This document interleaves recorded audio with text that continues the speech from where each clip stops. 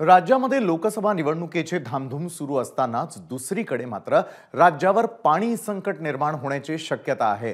मराठवाड्यामध्ये तर पाण्याची भीषण परिस्थिती पाहायला मिळते। अनेक गावांमध्ये पाण्यासाठी भटकंती करण्याची वेळ आलेली आहे। पाहूयात याच संदर्भातील आमचा हा विशेष रिपोर्ट।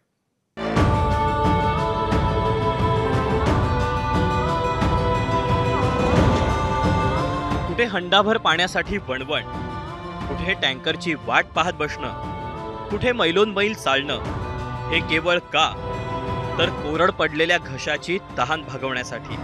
हे सगळं चित्र आहे मराठवाड्यातलं। दुसरीकडे पुढारी, नेते मंडळी, शासन प्रशासन हे निवडणुकीच्या कामात गढून गेलंय। मराठवाड्यातल्या अनेक भागात विहिरीचं, बोरवेलचं, अनेक प्रकल्पांमधलं पाणी आटलंय। एकट्या छत्रपती संभाजीनगर जिल्ह्यात 348 टँकरनं पाणी पुरवठा केला जात असून मराठवाड्यात हा आकडा 600 पार पोहोचलाय। काजळ्यामध्ये अत्यंत पाण्याची बिकट परिस्थिती चालू आहे।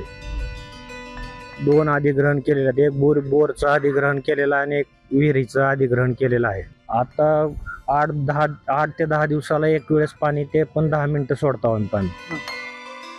आणि 10 मिनिटात काय होणार? 8 ते 10 दिवसाला पाणी सोडल्यानंतर काय म्हणतात लोक खूप नाराज आहेत। याची दखल शासनाने, सरकारने घ्यावी। प्रामुख्याने आपल्याला जी टंचाईच्या अनुषंगाने आपल्याला जे विहीर अधिग्रहण असेल किंवा जे टँकर आहे हे करण्यासाठी आपण खाली SDO स्तरावरच अधिकार दिलेले आहेत आणि विहीर अधिग्रहणासाठी तहसीलदार स्तरावर दिलेले आहेत। 7 दिवसांमध्ये त्याला मंजुरी देण्यात यावी अशा स्पष्ट सूचना आम्ही खाली तहसीलदारांना दिलेल्या आहेत। संभाजीनगरसह बीड, हिंगोली, परभणी, जालना, लातूर, धाराशिवसह नांदेड जिल्ह्यात देखील अशीच परिस्थिती आहे। संभाजीनगरला जायकवाडी धरणातून पाणी पुरवठा होतो, पण धरणात आज मितीला 23% पाणी साठा शिल्लक आहे। त्यामुळे शहराला 7 ते 8 दिवसात 1 तास पाणी मिळतं आणि जिल्ह्यात 230 गावांना 348 टँकरनं पाणी पुरवठा होतोय।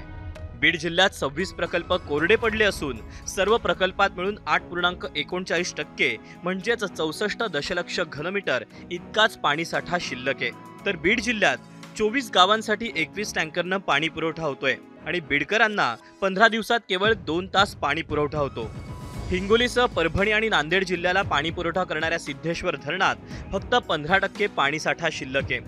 अनेक गावात नागरिक पाण्यासाठी रात्र जागून काढतायत।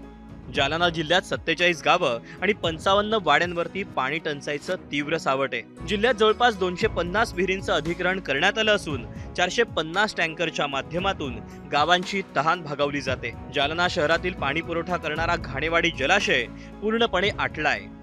परभणी जिल्ह्यात येलदरीत 40%, तर लोअर दुधनात 8.5% एवढाच पाणी साठा शिल्लक आहे। परभणी शहराला सध्या 4 ते 5 दिवसाआड पाणी पुरवठा होतो, तर नांदेडला पाणी पुरवठा होणाऱ्या विष्णुपुरी धरणाचा पाणी साठा 39% इतकाच शिल्लक आहे। लातूर जिल्ह्यातील 144 पाणी प्रकल्पात फक्त 9% उपयुक्त पाणी साठा शिल्लक आहे।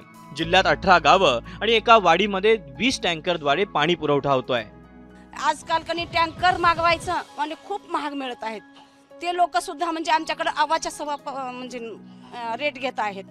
त्याच्यामुळे खूपच ओढाताण होते। जे आहे आमचं महिलांचं बजेट ते सुद्धा विस्कळीत होत आहे। त्याच्यामुळे उन्हाळा पडला, बंबाटनगर मध्ये पाणी नाही आम्हाला आणि लांब लांब जावं लागत, हांडे घेऊन हापशाला पाणी नाही, सगळीकडे तसंच झालंय। काय आमची अवस्था कुणी पाहत नाही, काय करावा सरकार? सध्या प्रशासन निवडणूक कार्यात आणि राजकारणी सुद्धा प्रचारात मग्न आहेत। त्यामुळे पाणी प्रश्नाकडे वेळ देण्यासाठी कुणालाही वेळ नसल्याचं पाहायला मिळतंय। मात्र दुष्काळात पाणी टंचाईकडे दुर्लक्ष करणाऱ्या नेत्यांना नागरिकांनी मतदानातून पाणी पाजल्यास नवल वाटू नये।